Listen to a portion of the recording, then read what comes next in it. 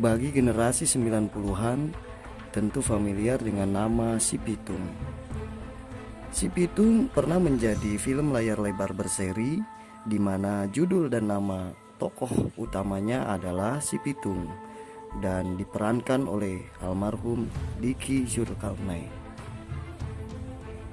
Si Pitung merupakan pemimpin gerombolan jawara yang bengis terhadap golongan ondernemer, tuan tanah, saudagar dan pemerintah kolonial yang bertindak semena-mena dan tak peduli terhadap kesusahan rakyat kala itu. Ia dan anggota gerombolannya kerap melakukan aksi-aksi perampokan, pembegalan, di mana hasilnya sebagian dibagikan kepada kaum miskin. Tentu saja kaum kolonial merasa resah dengan aksi-aksi kelompok Si Pitung ini. Maka kelompok ini kemudian ditumpas dan tuntas penumpasannya pada tahun 1890-an.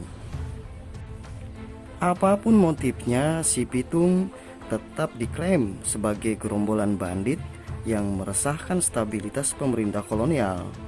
Dia disebut dan digolongkan sebagai bandit kelas kakap. Apakah hanya Si Pitung dan kelompoknya saja tanda petik bandit ibu kota di masa kolonial? Setidaknya ada beberapa nama disebut surat kabar kala itu, antara lain Si Conat, Si Ronda, dan barangkali mereka berbeda kelompok, motif, atau gaya kebanditannya. Ada satu nama pemimpin bandit yang kemudian santer setelah kematian Si Pitung pada tahun 1893. Bandit itu dikenal dengan nama Si Gantang.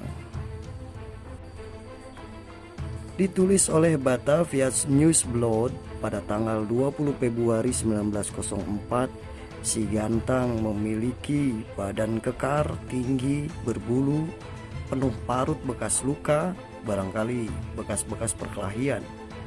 Juga terdapat bekas luka pukul rotan. Pukul rotan merupakan salah satu jenis hukuman zaman kolonial. Dalam menjalankan aksinya, Si Gantang kerap menyamar menjadi asisten residen lengkap dengan pakaian kebesarannya. Dan gaya aksi ini diikuti pula oleh anggota kelompoknya dimanapun berada. Sejak remaja, Si Gantang memang sudah berlatih bela diri, kanuragan, ilmu gaib, dan keahlian bobo rumah. Disebutkan dia lahir di Condet, Jakarta Timur. Si Gantang disebutkan sebagai penerus Si Pitung karena dia pun kerap membagi hasil kejahatannya pada rakyat miskin. Selain merampok dan membegal, kelompok Si Gantang ini juga mengepul upeti dari para ondernemer, tuan tanah, sebagai jaminan tidak diganggu oleh kelompoknya dan juga perlindungan dari gangguan kelompok bandit manapun. Tahun 1895, Si Gantang berhasil ditangkap. Dia divonis hukuman mati, namun dia berhasil kabur sebelum eksekusi. Peristiwa ini sempat menjadi berita sensasional dan menggegerkan surat-surat kabar kolonial ketika itu. Atas bantuan polisi militer, pada tahun 1903 Si Gantang berhasil ditangkap kembali. Dia lalu dipenjara di Merauke dan lalu tidak ada lagi kabar tentangnya.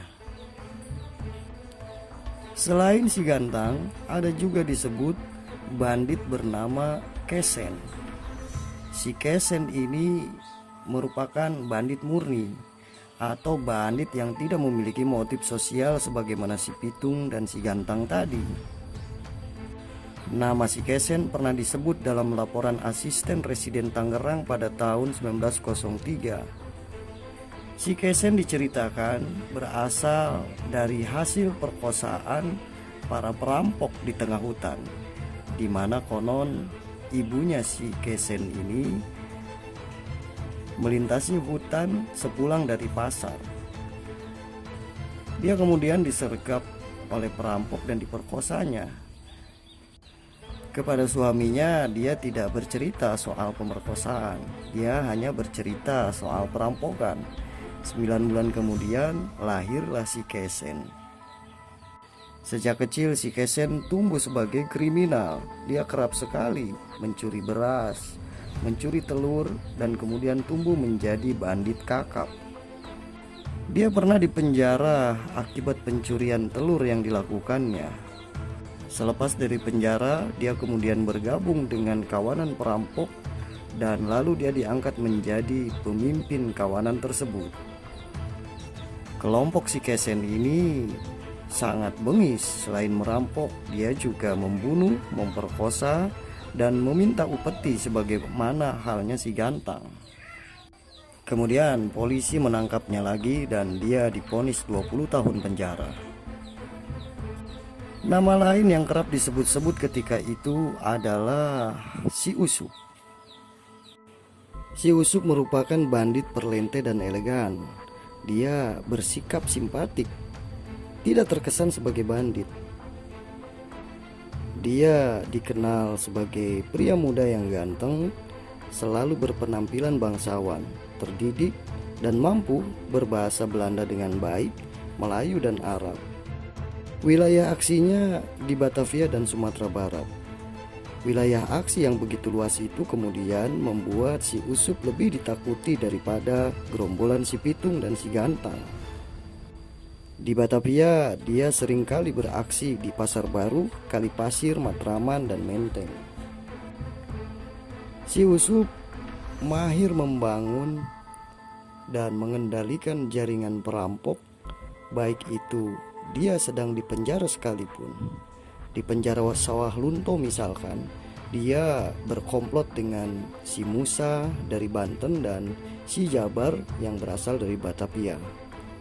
Nama Musa pernah ditulis oleh Sinar Sumatera pada 26 Maret 1927. Dan si Jabar beroperasi di seputar Master Cornelis atau Jatinegara, Jakarta Timur. Keduanya kemudian ditangkap dan dipenjarakan. Si Usup sendiri kemudian menghilang entah kemana. Barangkali dia pulang kampung, mengganti nama, dan tidak lagi beroperasi sebagai bandit.